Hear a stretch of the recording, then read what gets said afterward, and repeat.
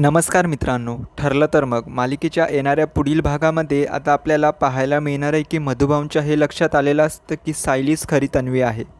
पण आता कोणालाही सत्य न सांगता मधुभाऊ सगळ्या गोष्टींची पडताळणी करू लागतात. आश्रमाचा ताबा मिळाल्यामुळे आता मधुभाऊ सायलीच्या जुन्या सगळ्या गोष्टी तपासून पाहतात. आपल्याला सायली कुठे मिळाली होती आणि त्यावेळेस नक्की त्या रात्री काय घडलं होतं या सगळ्या गोष्टी ते आता पुन्हा एकदा पाहतात. आणि महत्त्वाचं म्हणजे ज्या मंदिरात गुरुजींनी सायलीला मधुभाऊंच्या स्वाधीन केलं होतं त्या गुरुजींची आता मधुभाऊ भेट घेतात. त्यावेळेस त्या गुरुजींकडून कळतं की या मुलीच्या आईबाबांचा अपघात झाला होता आणि ही मुलगी तिथे रडत होती. तर मात्र आता मधुभाऊ हे सगळं सत्य अर्जुनला सांगतात. अर्जुनला तर अगोदरच माहिती असतं की प्रिया ही खरी तन्वी नाही आहे, ती फक्त नाटक करते. त्यानंतर मात्र प्रियाच्या रूममधून आता सायलीचा गाठोडंही अर्जुन शोधून काढतो आणि त्यानंतर सगळं सत्य समोर येतं.